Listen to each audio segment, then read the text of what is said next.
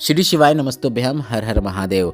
आज 12 नवंबर 2023 दीपावली का पावन पर्व है और सभी अपने घरों में माता लक्ष्मी को प्रसन्न करने के लिए पूजन पाठ करते हैं, घर को सजाते हैं ताकि उन्हें तरक्की मिले, घर में माता लक्ष्मी की विशेष कृपा प्राप्त हो, जिससे उनके जीवन में सुख समृद्धि देखने को मिले। इस वीडियो में हम आपको गुरुजी पंडित प्रदीप मिश्रा जी का बताया सबसे अच्छा, सबसे अचूक 3 दीपक वाला उपाय वीडियो के माध्यम से समझाने का प्रयास करेंगे, जो बड़े से बड़ा कर्जा मुक्ति के लिए सिर्फ और सिर्फ दीपावली की रात्रि को पूजन के बाद किया जाता है। घर में धन वृद्धि के लिए इस विशेष उपाय को जरूर करें। कई लोगों का प्रश्न था कि पीपल के वृक्ष के नीचे 3 दीपक वाला उपाय कैसे करें। आज रविवार का दिन है, तो उस प्रश्न का उत्तर भी आपको इस वीडियो के माध्यम से प्राप्त होने वाला है। साथ ही दीपावली की पूजन कौन कौन से शुभ मुहूर्त में आप कर सकते हैं, उसकी जानकारी भी पंचांग के अनुसार आपको इस वीडियो में प्राप्त होने वाली है। सबसे पहले हम आपको दीपावली में माता लक्ष्मी का पूजन करने का शुभ मुहूर्त कौन सा है, पहले वह बता देते हैं। शाम के समय प्रदोष काल में अगर आप पूजन करना चाहते हैं तो 4 बजे से लेकर शाम के 7 बजे तक मुहूर्त है। एग्जैक्ट टाइम बता दें आपको, 4:06 से रात्रि के मतलब शाम के 7:06 तक प्रदोष काल वाला शुभ मुहूर्त है। रात्रि को पूजन करना चाहते हैं तो 7:35 से रात के 12:07 तक पूजन का शुभ मुहूर्त है। अब हम आपको बता दें अमावस्या की तिथि जो है वह कब से कब तक है। तो अमावस्या तिथि की शुरुआत 12 नवंबर को दोपहर के 2:44 से हो रही है, जो कि अगले दिन मतलब 13 नवंबर को दोपहर के 2:56 तक रहने वाली है। अब आपको उस उपाय की जानकारी दे देते हैं जो गुरुजी पंडित प्रदीप मिश्रा जी का बताया दीपावली की रात्रि को पूजन के बाद किया जाने वाला सबसे अचूक उपाय है। पहले आप यह समझ लीजिए कि यह उपाय क्यों किया जाता है। दीपावली के दिन कर्जे से मुक्ति के लिए, अगर आपके ऊपर बड़े से बड़ा कर्जा हो गया है तो इस विशेष उपाय को आप जरूर कीजिएगा। व्यापार वृद्धि के लिए, अगर आपका व्यापार में उतार चढ़ाव आते हैं, व्यापार हानि में जा रहा है, तो यह विशेष उपाय आपको करना ही है। धन प्राप्ति के लिए, धन संपदा वृद्धि के लिए, घर में लक्ष्मी वृद्धि के लिए, आर्थिक स्थिति मजबूत करने के लिए इस उपाय को कर सकते हैं। यह उपाय दीपावली की रात्रि को ठीक 11:30 से 12:30 बजे के बीच में किया जाता है, मतलब मध्य बिंदु में आपको यह उपाय करना होता है। तो आप 11:30 से 12:30 बजे के बीच यह उपाय कर सकते हैं। अब आप यह समझ लीजिए कि यह उपाय कहाँ कहाँ किया जा सकता है। गुरुजी ने कहा अगर आपके घर के पास में पीपल हो तो आप वहाँ उपाय कर सकते हैं, या फिर आंवला का वृक्ष हो तो वहाँ उपाय कर सकते हैं, या फिर बेलपत्र का वृक्ष हो तो आप वहाँ पर जाकर भी यह उपाय कर सकते हैं। आपके पास में जो भी वृक्ष हो आप वहाँ पर जाकर यह उपाय कर सकते हैं। आपको यह उपाय तीनों वृक्षों के नीचे जाकर करने की जरूरत नहीं है, सिर्फ एक वृक्ष का चयन करें और उसी वृक्ष के नीचे जाकर आपको यह उपाय करना है।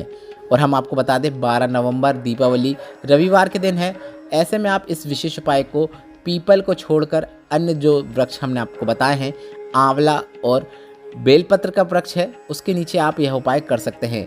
क्योंकि रविवार के दिन पीपल के वृक्ष के नीचे दरिद्रता माता का निवास होता है और ऐसे में पीपल के वृक्ष के नीचे जाना शुभ नहीं माना जाता है।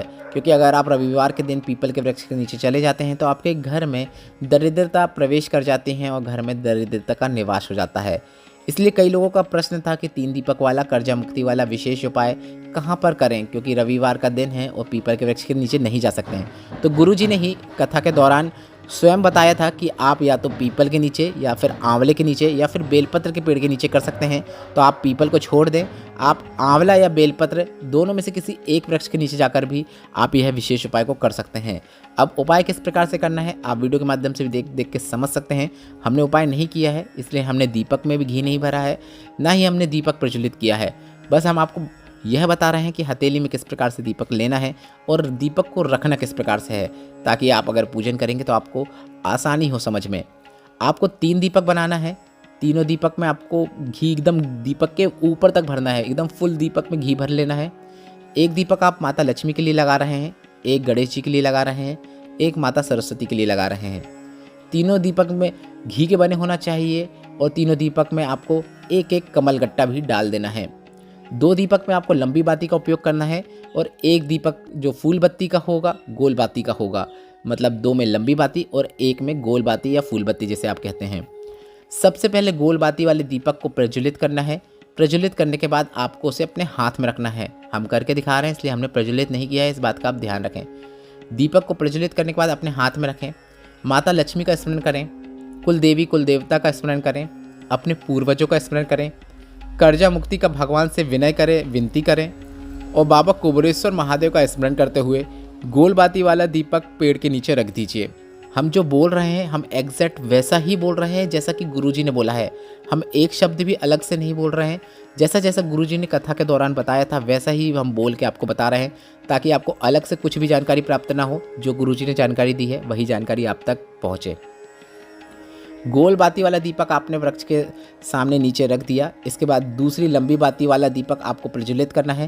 प्रज्वलित करने के बाद उसे उठाकर आपको अपने हाथ में ले लेना है।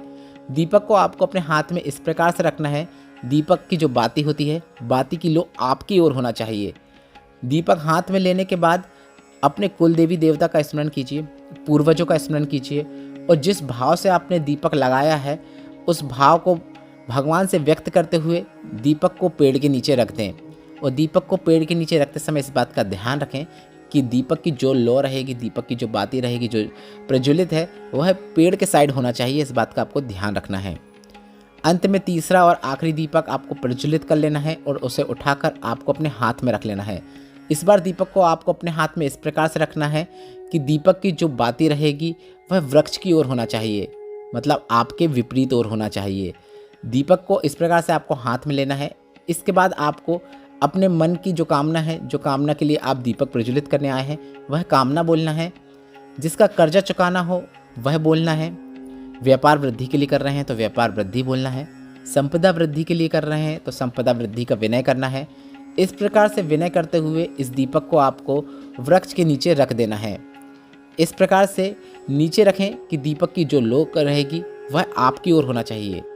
इस प्रकार से ही आपको दीपक रखना है, मतलब अंतिम दीपक की लो आपकी ओर रहेगी। जो दूसरा इसके पहले वाला दीपक था उसके आपके विपरीत ओर थी, मतलब वृक्ष की ओर थी। इस प्रकार से आपको दीपक रखना है। बस इतना ही करना है। इसके बाद आपको झोली पसार कर वृक्ष के नीचे प्रणाम करना है, नमन करना है और झोली को वापस अपनी ओर गिरा लेना है। इसके बाद आपको खड़े होना है और सीधे अपने घर आ जाना है। बीच में एक बार भी पलट के उस वृक्ष की ओर या पलट के आपको वापस पीछे नहीं देखना है। सीधे आपको उठ के घर आ जाना है। घर पहुंचने के बाद जो आपने लक्ष्मी माता की पूजन की है वहां पर प्रणाम कीजिए, हाथ जोड़िए, निवेदन कीजिए। और लक्ष्मी पूजन में अगर आपने कोई भी सिक्का जो चढ़ाया हुआ होता है उसमें अगर चांदी का सिक्का है तो उसे, या फिर चांदी के अलावा कोई अन्य सिक्का है, कोई भी सिक्का हो या फिर चांदी का सिक्का हो, उसे उठा लेना है। तुरंत उसे उठा लीजिए और उसे तुरंत अलमारी या तिजोरी में रख दीजिए। कितना ही बड़ा कर्जा क्यों ना हो, माता लक्ष्मी, माता सरस्वती, गणेश भगवान और कुबेरेश्वर महादेव की कृपा से सब चुक जाता है। घर में धन संपदा देखने को मिलती है, धन वृद्धि देखने को मिलती है। यह विशेष उपाय आप आज जरूर कीजिएगा। इस वीडियो में बताया गया उपाय से संबंधित अगर अभी भी आपके मन में कोई प्रश्न है तो वे प्रश्न आप कमेंट बॉक्स के जरिए पूछ सकते हैं। मेरे द्वारा दी गई जानकारी अगर आपको थोड़ी सी भी उपयोगी लगी हो तो इस वीडियो को लाइक करके कमेंट बॉक्स में हर हर महादेव जरूर टाइप कीजिएगा। श्री शिवाय नमस्तुभ्यम। हर हर महादेव।